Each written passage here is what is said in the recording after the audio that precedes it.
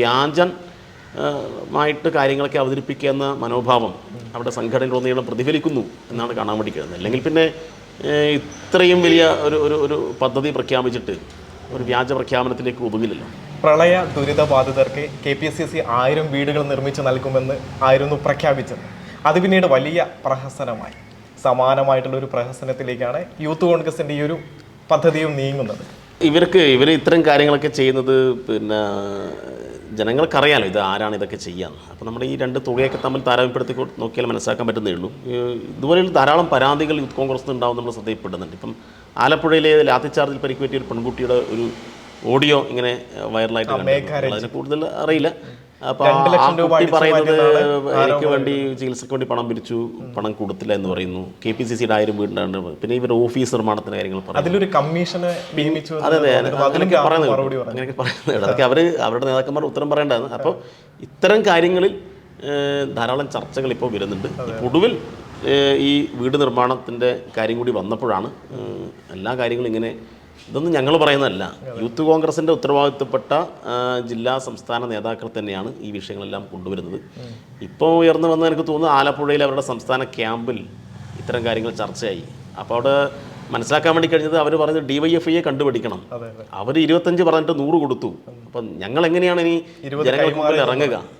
നിങ്ങൾ കുറേ ആളുകൾ MLAയും നിങ്ങൾ കുറേ ആളുകൾ നേതാക്കന്മാരൊക്കെ ആവുന്നുണ്ട്, നിങ്ങൾ വലിയ സോഷ്യൽ മീഡിയയിലൊക്കെ ആളായിരിക്കും. പക്ഷേ ഞങ്ങളാണ് താഴെ ജനങ്ങളെ സമീപിക്കേണ്ടത്. ഞങ്ങളാണ് ബൂത്തുകളിൽ പ്രാദേശികമായി മണ്ഡലം തലത്തിൽ പ്രവർത്തനം സംഘടിപ്പിക്കുന്നത്. അപ്പോൾ ഞങ്ങളെങ്ങനെ ജനങ്ങളുടെ മുഖത്ത് നോക്കുമെന്ന ചോദ്യമാണ് അവിടെ ഉയർന്നത്. ആ ചോദ്യത്തെ അവരാണ് ഫലപ്രദമായി നേരിടേണ്ടത്. ഏതായാലും അങ്ങനൊരു വിഷയമുണ്ടായി എന്നത് ഇത്തരം കാര്യങ്ങൾ വീണ്ടും ഒരു ചർച്ചയിലേക്ക് വന്നു എന്ന് മാത്രമാണ്. രാഹുൽ മാങ്കൂട്ടത്തിൽ യൂത്ത് കോൺഗ്രസിൻ്റെ അധ്യക്ഷനായത് വ്യാജമായിട്ടുള്ള ID കാർഡ് നിർമ്മിച്ച് തെരഞ്ഞെടുപ്പിലൂടെയാണ്. അതിൽ വലിയ തോതിൽ വിമർശനങ്ങളും ആരോപണങ്ങളും പ്രത്യാരോപണങ്ങളും ഒക്കെ വന്നതാണ്. അപ്പോൾ ഈ വിഷയത്തിലും സമാനമായിട്ടുള്ള എന്തെങ്കിലും ക്രമക്കേടുകളോ അങ്ങനെ എന്തെങ്കിലും സംശയിക്കേണ്ടതുണ്ടോ? അല്ല, ഇതെല്ലാം വെച്ചാൽ ഈ യൂത്ത് കോൺഗ്രസിൻ്റെ ഒരു വിഭാഗം നേതൃത്വം, ഇപ്പം തന്നെ അതിൻ്റെ നേതൃത്വത്തിലുള്ള ഒരു വിഭാഗം ആളുകൾ മുന്നോട്ട് വെച്ച ആരോപണമാണ്. ഒന്നും DYFIയോ ഇടതുപക്ഷമോ മുന്നോട്ട് വെച്ച ആരോപണമല്ലല്ലോ.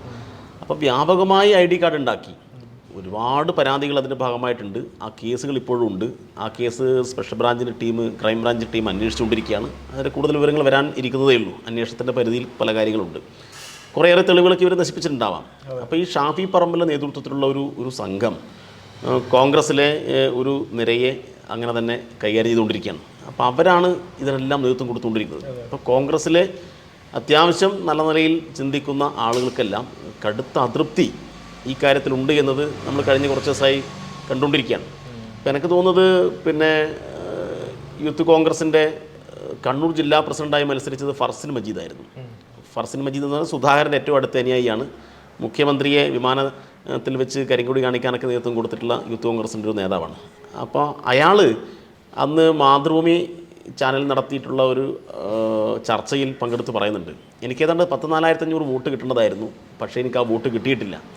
അപ്പോൾ വ്യാജ കാർഡുകൾ തയ്യാറാക്കിയിട്ട് എനിക്ക് കിട്ടേണ്ട വോട്ട് ഉൾപ്പെടെ മറ്റുള്ളവർ ചെയ്തിരിക്കുന്നു എന്ന് അയാൾ തന്നെ പറഞ്ഞിട്ടുണ്ട്. അയാളിപ്പോഴും കോൺഗ്രസിൻ്റെ ഭാഗമാണ്. അതുപോലെ തന്നെ കോഴിക്കോടെ ഒരു പ്രധാനപ്പെട്ട അവരുടെ ഒരു നേതാവ്, കോൺഗ്രസിൻ്റെ തന്നെ പല വിഭാഗത്തിൽപ്പെട്ട പല നിരയിൽപ്പെട്ട ആളുകളും ഈ കാര്യങ്ങളൊക്കെ പറഞ്ഞിട്ടുണ്ട്. അപ്പോൾ ഇങ്ങനെയൊക്കെയാണ് അവർ അധികാരം കൈയടക്കിയിട്ടുള്ളത്. അപ്പോൾ അതുകൊണ്ട് ആ വ്യാജമായിട്ട് കാര്യങ്ങളൊക്കെ അവതരിപ്പിക്കുക എന്ന മനോഭാവം അവിടെ സംഘടനയിലുടനീളം പ്രതിഫലിക്കുന്നു എന്നാണ് കാണാൻ വേണ്ടി കഴിയുന്നത്. അല്ലെങ്കിൽ പിന്നെ ഇത്രയും വലിയ ഒരു പദ്ധതി പ്രഖ്യാപിച്ചിട്ട് ഒരു വ്യാജ പ്രഖ്യാപനത്തിലേക്ക് ഒതുങ്ങില്ലല്ലോ. അപ്പോൾ മൊത്തത്തിൽ വ്യാജ പ്രഖ്യാപനങ്ങൾ നടത്തുക, ഇങ്ങനെ കുറേ ഷോകൾ ഉണ്ടാക്കുക, അതൊക്കെ മാധ്യമങ്ങൾ പിന്തുണയോടുകൂടി ആളുകൾക്കിടയിൽ അവതരിപ്പിക്കുക. അപ്പോൾ ഇതെല്ലാം ഒരു ഘട്ടത്തിൽ ആളുകൾ തിരിച്ചറിയും എന്നുള്ളത് തന്നെയാണ്.